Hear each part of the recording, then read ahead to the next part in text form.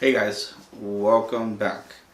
So for those of you that didn't watch my last episode, damn you, I hope the White Walkers get to you and you die. They stabbed you and you come back to life and then I'll stab you. Anyways, okay, so I didn't have time to upload my take on episode 2, and now we will cover episode 2 and 3. I will try to go as swiftly as possible. Almost as swiftly as the Dothraki died in the war. Was I not supposed to say that? Spoilers. Now you watch it. That's your fault for not watching the video. I mean, what are you doing? Like, unless you're at church, then more power to you. You're at the house of the Lord and you should be praising. But if you're not, you should be watching Game of Thrones. Anyways, I got this game winner shirt in the spirit of the NBA playoffs. I am terribly sad that the Clippers are out. Stupid Golden State. Anyways, San Francisco's alright. Okay, so we're gonna go back to episode 2. And I'm gonna try to remember it off the top of my head because it's been a while and I haven't rewatched the episodes. But what I do remember from episode 2 is that there was obviously some sort of... What happened in episode 2? A lot of debate. Oh, when Jamie showed up. And then so Jamie's there. Jamie shows up. We've been waiting to see Jamie and Bran reunite. What's crazy is that Bran doesn't say anything, and Jamie's just there like, is he gonna say anything? Like, this little punk's gonna say something? Like, oh my gosh. Anyways, so Bran doesn't say anything, but Sansa has some sort of mercy on him because I always forget her name. The tall lady. I'm literally googling tall lady from Game of Thrones. Brienne of Tarth. So Lady Brienne comes and says that Jamie saved her life and that if she wasn't there, then Lady Sansa wouldn't be there. Or Sansa, Lady of Winterfell. But anyway, so they have mercy on Jamie, which is cool. So then anyways, that happens. Then Daenerys is just like, Jon, are you going to say something? Jon's like, we need every man we could get. And then, so then they just walk off and Daenerys is like, okay, I see how it is. Like, I'm all alone. You're gonna get any tonight for sure. So then that goes, and then there's a bunch of other stuff that happens, and I'm really forgetting. Damn, I should go back to like these footnotes from last episode. But anyways, so then they all start partying. And, well, they don't start partying. Some people get there. Then they say that the Night King and the whole freaking army is, like, going to be there by nightfall or the next day. And which is insane because it's just going so fast.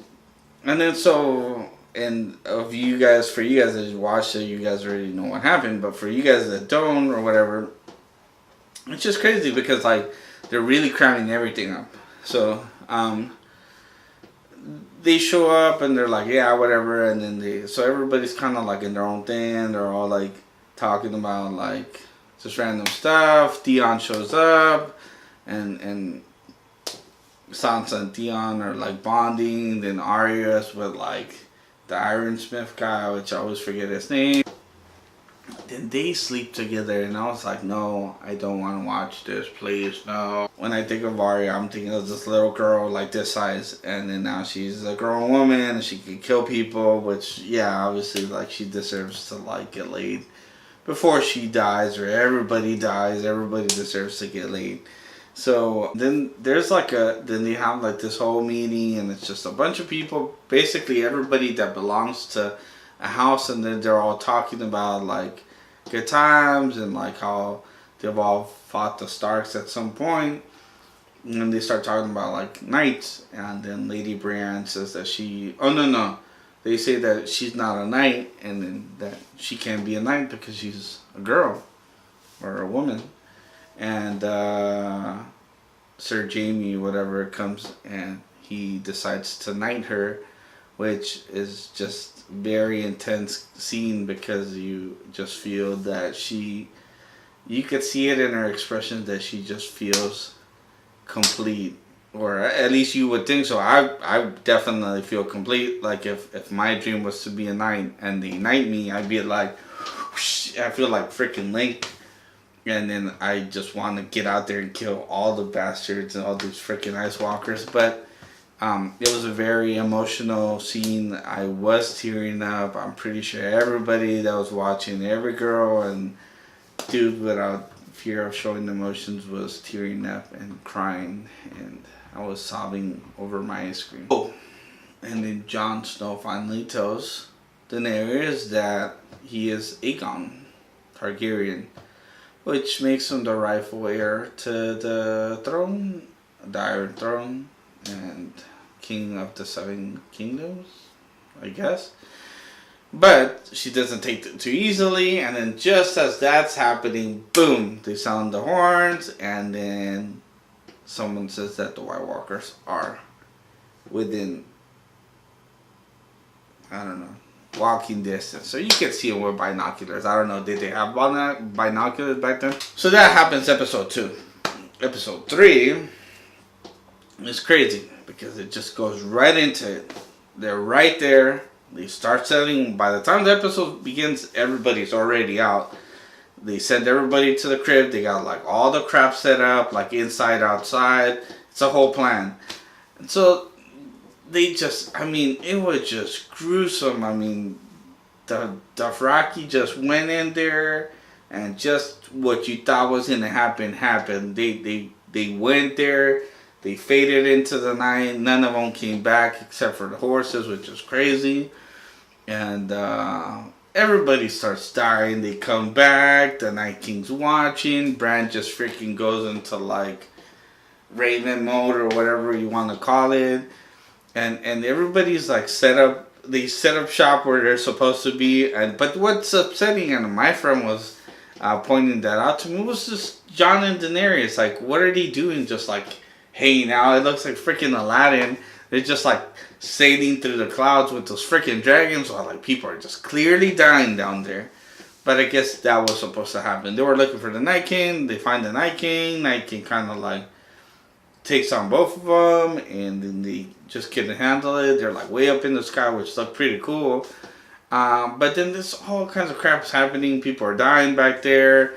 Then the Red Lady comes out, the Red Witch. She turns the little bunker that they have on fire or whatever. Then Night King sends out this massive storm, like, and it just, everything's going wrong, and people are starting to die, and you're like, everybody's gonna die.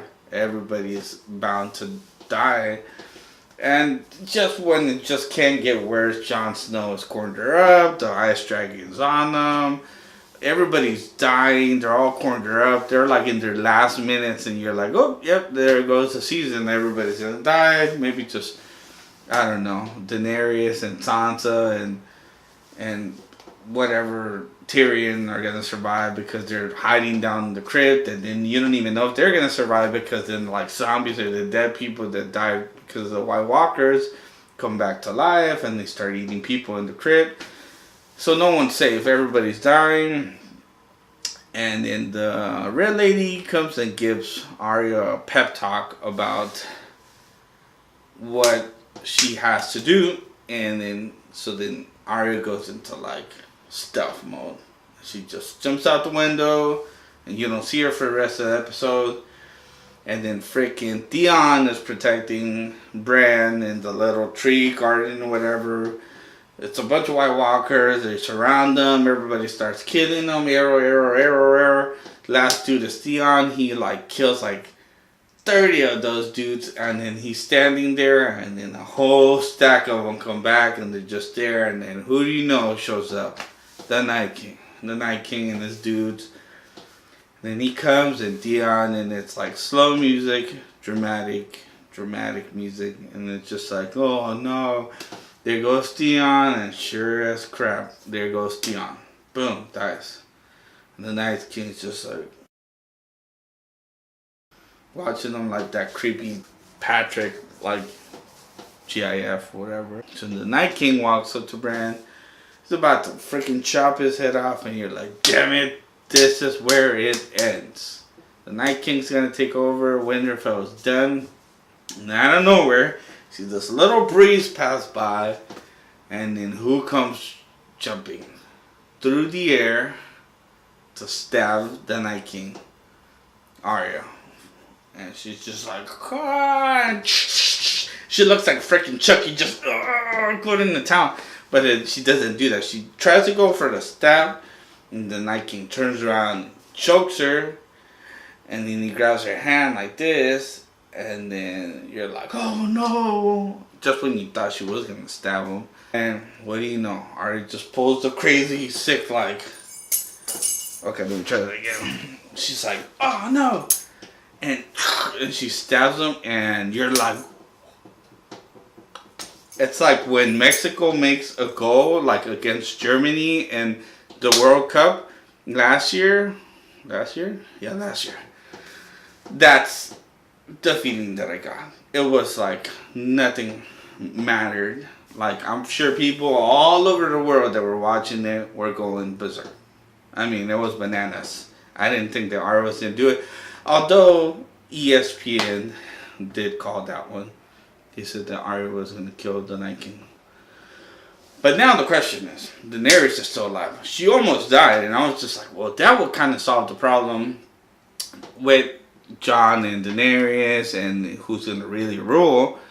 But now that Daenerys is still alive, and so once Arya killed that, everybody dies. So the world is safe now, in a better place. But as we saw in the previews, now they have to deal with Cersei. And Cersei has kind of got like a battalion of armies. Not like an army, it's like a battalion of armies. So it's like legions of dudes out there just ready to kill. And Winterfell's got a couple of peasants with swords, and maybe one or two Dothrakis, and 2 dragons, which is obviously cool, but yeah, I don't know what's gonna happen. Give me the ball and I'll hit the game winner. Who won't take a chance on me? Give me the ball and I'll hit the game winner. Baby, believe me. Take a chance on me. Take a chance on me. Ba-da-ba-ba-ba-ba-ba. We can do it.